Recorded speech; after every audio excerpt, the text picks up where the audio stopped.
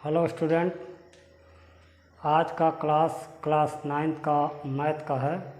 इससे पिछले वाले वीडियो में हम लोगों ने चैप्टर नंबर 7 के प्रश्नावली 7.3 को हम लोगों ने कंप्लीट किया था। आज के इस वीडियो में उसके बाद के जो टॉपिक्स हैं उस टॉपिक्स के बारे में हम लोग अध्ययन करेंगे। उसके बाद प्रश्नावली के क्वेश्चन को देखा जाएगा। तो आइए देखा जाए। ये आपका प्रमेय है। प्रमेय 5 कह रहा है, दो त्रिभुज में एक त्रिभुज की 3 भुजाएं दूसरे त्रिभुज की संगत तीनों भुजाओं के बराबर हो तो वे त्रिभुज सर्वांगसम होंगे। ये प्रमेय 5 है। तो देखिएगा,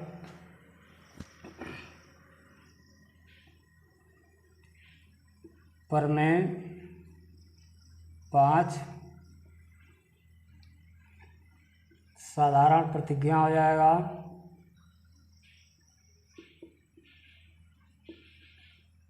साधारण प्रतिज्ञा आपका यही होगा जो आपका प्रमेय दिया है। इसके बाद साधारण प्रतिज्ञा के बाद त्रिभुज बनाएंगे।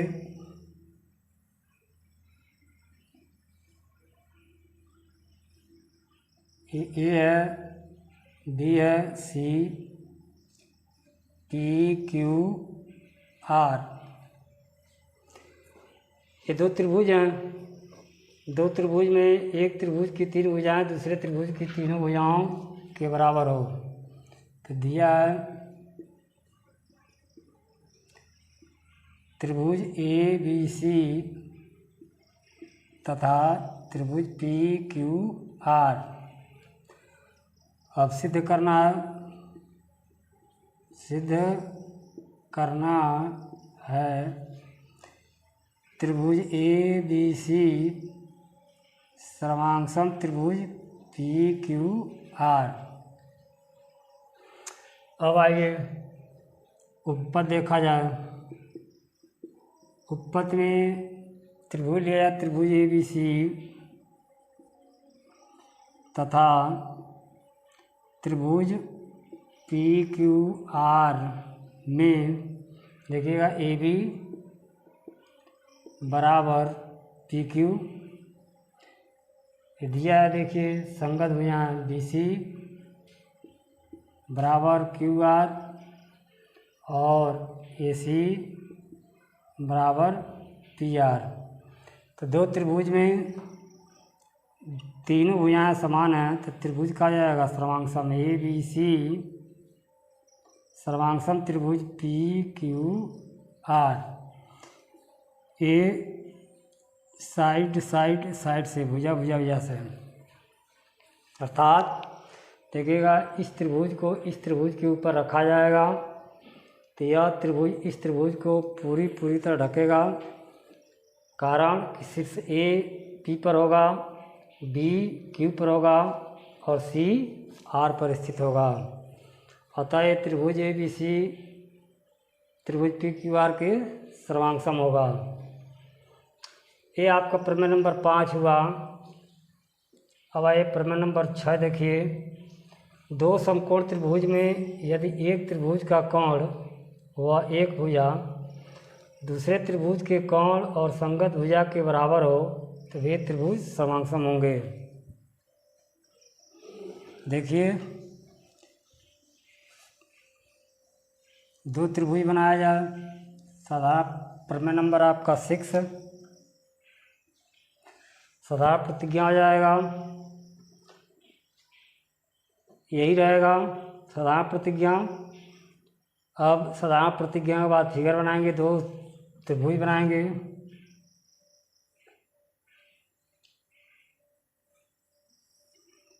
ये आपका त्रिभुज हो गया। ए बी सी समकोण हो गया। पी क्यू आर ये समकोण हो गया। ठीक। तो दो त्रिभुज में यदि एक त्रिभुज का कोण व एक भुजा दूसरे त्रिभुज का कोण व संगत भुजा यानी एक भुजा और कोण। तो दिया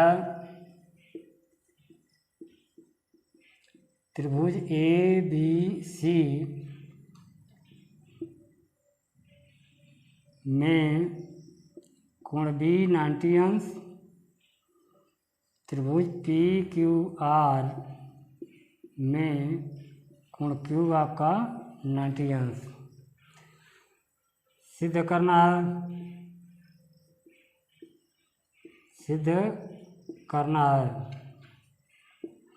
त्रिभुज ए बी सी सर्वांगसम त्रिभुज पी क्यू आर। उपपथ क्या करें, त्रिभुज ए बी सी तथा त्रिभुज पी क्यू आर में देखिएगा कोण बी बराबर कोण क्यू ये 90 अंश और ए सी बराबर पी आर ए दिया और ए बी बराबर पी क्यू, एक भुजा ले लिए। तो दो त्रिभुज में एक कोण दो भुजा समान है तो त्रिभुज कहा जाएगा सर्वांगसम। ए बी सी सर्वांगसम त्रिभुज पी क्यू आर, यानी यह त्रिभुज इस त्रिभुज के सर्वांगसम होगा। कारण लिख सकते हैं कि यह इस त्रिभुज को इस त्रिभुज के ऊपर रखा जाए तो यह त्रिभुज इस त्रिभुज को पूरी तरह ढक लेगा, अर्थात जो शीर्ष आपका बी होगा क्यू पर स्थित होगा, ए जो होगा पी पर स्थित होगा, सी जो है आर पर स्थित होगा। इस स्थिति में ये त्रिभुज का होंगे सर्वांगसम होंगे। अब उपप्रमेय देखिए, यदि दो त्रिभुज में एक त्रिभुज के तीनों कोण दूसरे त्रिभुज के तीनों संगत कोण समान हो तो क्या ये त्रिभुज सर्वांगसम होंगे। देखिएगा बहुत अच्छा ये भी प्रमेय है।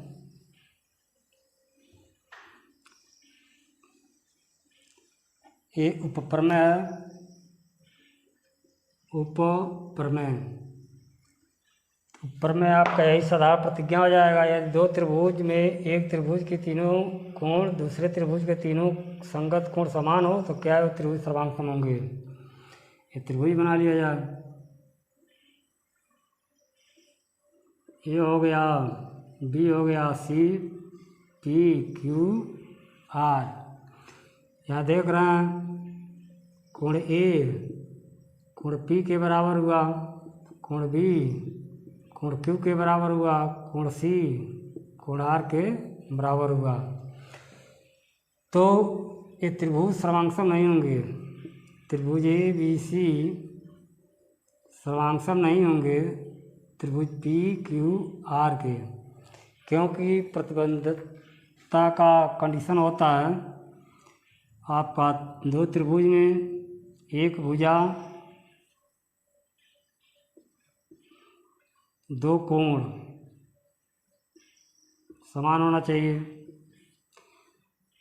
अगला जो प्रतिबंध होता है तीनों भुजा समान हो, तीनों भुजा समान हो। अगला जो प्रतिबंध होता है दो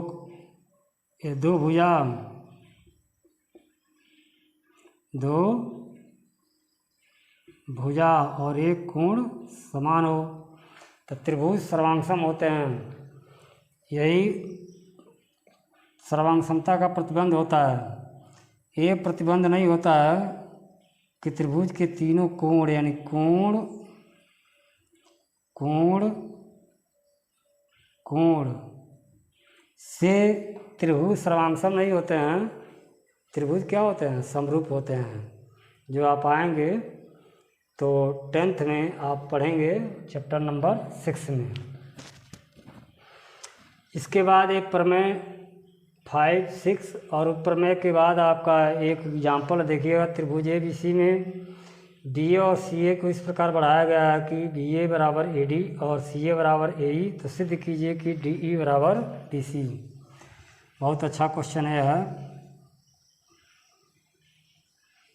एग्जाम्पल है।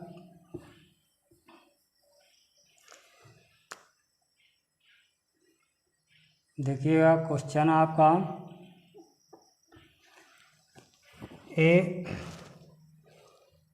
बी सी में बी ए हो गया, बी हो गया, सी हो गया, बी ए यानी इसको आगे बढ़ा रहा है, और सी ए इसको आगे बढ़ा रहा है। इस प्रकार बढ़ाया कि बी ए बराबर ए डी, यानी यह इसके बराबर है, तथा सी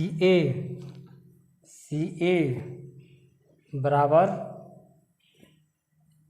ए ई। तो करा सिद्ध कीजिए कि डी ई यह जो भुजा होगा इसके इक्वल होगा। देखिए त्रिभुज ले लीजिए ए बी सी तथा त्रिभुज ए ई डी में देख रहे हैं यह भुजा इस भुजा के बराबर, बी ए बराबर ए डी, और यह सी ए बराबर ए ई, यानी यह इसके बराबर या इसके बराबर, यह कोण इस कोण के बराबर होगा, कोण 1 बराबर कोण 2।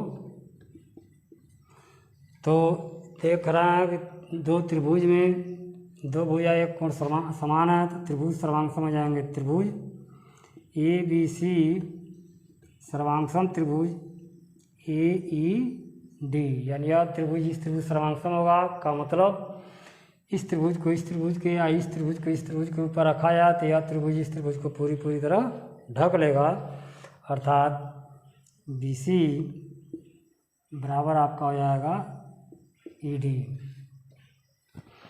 ये आपका एग्जाम्पल है।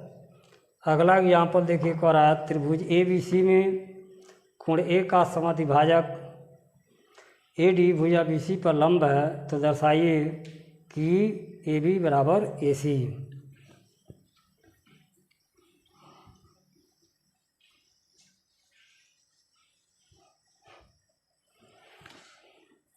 देखिएगा ये त्रिभुज हो गया, ए हो गया, बी हो गया, सी, इसका समद्विभाजक कोण ए का समद्विभाजक ए डी है। समद्विभाजक यह इसके इक्वल होगा। लंब समद्विभाजक है, देखिएगा समद्विभाजक भुजा ए डी भुजा बी सी पर लंब है, यानी यह लंब भी है। तो करा सिद्ध कीजिए कि ए बी जो होगा ए सी के इक्वल होगा। तो क्या करें, त्रिभुज ए बी डी व त्रिभुज ए डी सी में देख रहे हैं कोण एक बराबर कोण 2, और 3 लेना है 4, कोण 3 बराबर कोण 4, ये 90 अंश, और ए डी सार है दोनों त्रिभुज में। तो दो त्रिभुज में दो कोण और एक भुजा समान है, तो त्रिभुज कहा जाएगा सर्वांगसम। ए बी डी सर्वांगसम त्रिभुज ए डी सी। यह त्रिभुज इस त्रिभुज के सर्वांगसम का मतलब यह हुआ इस त्रिभुज को इस त्रिभुज के ऊपर रखा जाए तो यह त्रिभुज इस त्रिभुज को पूरी तरह ढक लेगा, अर्थात ए बी बराबर ए सी। यही आपका सिद्ध करना है। इसके बाद इसके जो प्रश्नावली है उस प्रश्नावली को हम लोग नेक्स्ट वीडियो में पढ़ाया जाएगा। तब तक के लिए आपको धन्यवाद।